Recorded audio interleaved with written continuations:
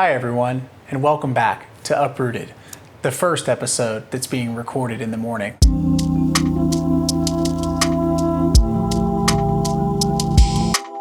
I'm super excited to sort of welcome you all into my world. Not that the cooking in the kitchen isn't a big part of my day-to-day life, but something that is part of my daily life is the ritual of making coffee. And today we're going to talk about the perfect cup of coffee in two different brew methods. I've got the kettle here at 205. You can see it's already steaming.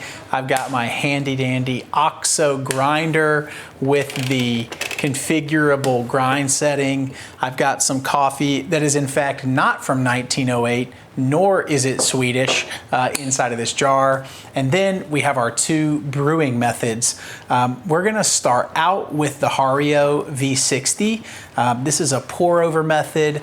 And then we are going to also do probably my favorite one as a party trick. I don't drink it every day, but the Flair espresso machine. This thing is absolutely incredible, and you basically get a $2,000 espresso shot for a $180 piece of equipment and a little bit of muscle power. So yeah, excited to have you guys along and sort of welcome you in. But to really kickstart and give you the most actual real life simulation, we got to start some music. Hey Mozart, play some cello. Oh, okay, cool. That's more like it. So the first thing that we're gonna do is we are going to wet our filter, and then we're gonna do some grinding of coffee. So I am using a little dump cup here. We have a simple, this is a double layer coffee filter. I have two different coffee filters in here. The reason that we wet our filter is so that if there's any type of papery taste inherent in, I mean, these things are after all made of paper. If there was any papery taste that was gonna be imparted into your coffee, that this would help get rid of it. So that's first steps first. We'll let that drain for a little while we start with the fun stuff, which is actually getting our coffee. We've got some really nice stuff from Elegy, which is a great hometown brand here in Nashville. And for this particular blend, or for this particular brew, we are gonna do, I'm actually pretty darn good, and I'll show off here for y'all. I think I'm right at 15 grams. I'm not, okay? I'm at 13.9. We're going 15 grams in. Oh, a little short again. I'll go a little over because I can always take some out. We'll keep our coffee going. And now we're gonna grind. So we're grinding at the medium grind setting. Think about the larger that you grind, the less surface area there is to be contacted by the water. The smaller you grind, the more surface area there is to be contacted by the water. So in this particular brew method, we want sort of a medium-sized grind so that we get a medium extraction from the coffee. All right, let's kickstart it.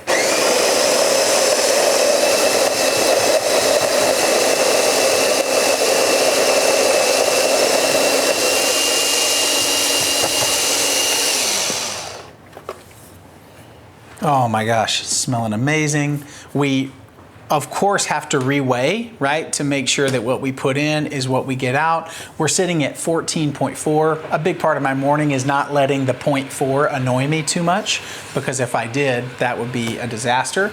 And now we are going to get all of our implements. I, of course, chose a clear glass so you all can kind of see the magic happen. We're gonna add in our coffee grounds, set that back up. Again, we're at 205. This step is an important step, and I'm even gonna time this just to kind of show off. 15 grams of coffee in, and we're gonna do our first, what is called bloom pour. Our bloom pour is about 60 to 80 grams of water. And what's happening here is you're letting all of the gases that are inside of this coffee sort of escape.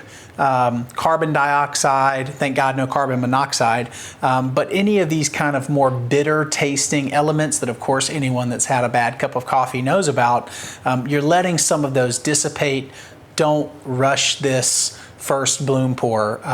Give it 20-30 seconds to really make sure that any of those naughty volatile organic compounds are buzzing off, so that what you pour for the rest of your water is really yummy, luscious coffee.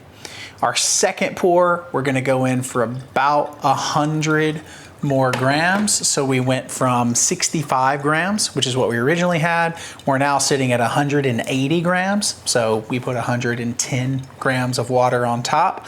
And then we just let that extract down. One really great thing about the Hario, and I'll spin it around so you get a little brand promo there, boop, is it's got these really nice sort of bumped out waves all around the inside of the brew chamber, and that just allows the water to filter through and it doesn't get all stuck and gommed up like some other brewing devices. Again, we're not overly rushing this. You can see that we still have water coming through the coffee, through the filter, and dripping into the container. And then we are almost ready. Now the water is pretty much gone. Of course, there's a little residual drip. And with this pour, we're just gonna make sure, we're gonna go a little left, a little right. I do think about being ambidextrous every morning. I am not successful at it all the time, but I just wanna make sure that I'm not leaving any big clumps of coffee on the side. And we want to finish our weight pour, and I can turn this around so everyone can see. We want to finish our weight pour between 260 and 280. So we're sitting right at 273.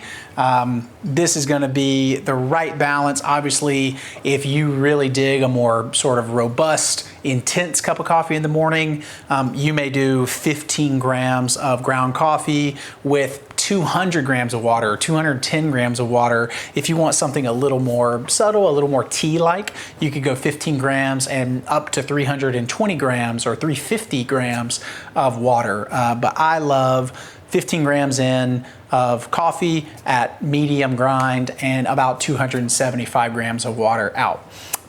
We'll give this just one more second, and I will take my second cup just to make sure that I'm not dripping anywhere. I catch this guy. And now, folks, for the secret weapon, I like to put just the smallest pinch of Maldon sea salt in my coffee. Sometimes I'll even put salted butter in the coffee, make what's called bulletproof coffee. Absolutely incredible. So, we've got a beautiful, luscious cup. You can see it's got nice color, not overly dark. And the real key is, how does it taste? Oh man, super yummy. Okay, so first cup is made, and now we're gonna move to our espresso, which you can also shockingly put some salt in if you really wanted to get crazy.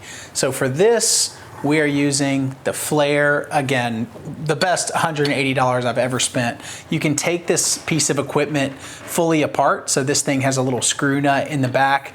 It has a great little carrying case. This is if you're trying to take your bougie on the road and show your parents that you really are that much different than them. This is the tool for you.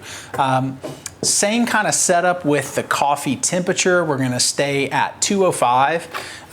This time, we are gonna pour 14 grams. I can turn that to the side. We're gonna pour 14 grams of coffee instead of 15. The reason why, we're just a little shallow.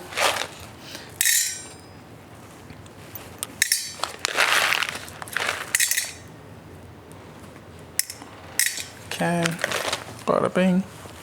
Okay, very good. and we're sitting at 15 grams. I always go just a little bit over, at least on this particular machine with my espresso. And the reason why is because when I take this all the way to the finest grind setting, it does have a tendency to catch some of the espresso beans or some of the grind. So we'll hit it.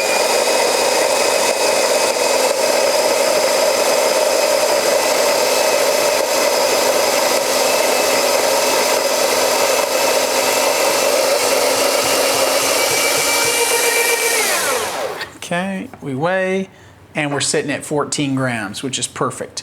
Okay, so now let's prepare all of the fun stuff.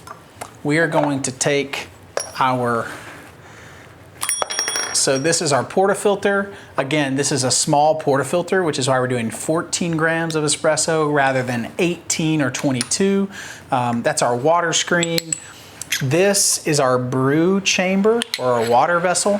So it's a really cool mechanical kind of process, and I'm gonna show you guys how it works step by step. So first things first, we're gonna pour our super finely ground coffee beans into the portafilter.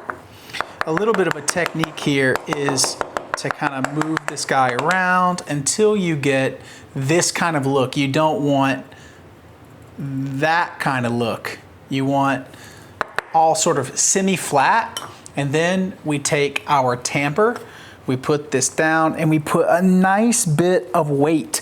If you thought the gal or the guy at the bougie coffee shop that you go to every morning was just trying to like show off their muscles, it may in fact be that they're trying to show off their muscles, but they're also trying to compress this thing into a puck so that when the water hits it, it doesn't just explode out and make a mess everywhere. We're going to pull our Flair over. We're gonna raise up so our coffee is in there. We're gonna place our cup. We put our brew chamber on top. And now folks, the only thing that you need to make sure of is that you have your handy dandy plunger. We pour the water into the brew chamber, we put the plunger in, and then we pull the handle, and we're gonna pour ourselves a little Pellegrino, San Pellegrino, and we're gonna be off to the races. So, water into brew chamber. Fantastic. We start off slow and steady at first, and then we ramp up the pressure. And this ramped up pressure is what helps us get the nice foam that you'll see on top of this espresso head. There we go. Okay. And then we put our little drip cup under there. And there you can see we've got our beautiful cup of espresso. Now I'm gonna be super bouge and grab my nice little serving tray. I do this every morning. If I'm gonna have an espresso, I get a little sparkling water, a little San Pellegrino, or whatever the heck you're into.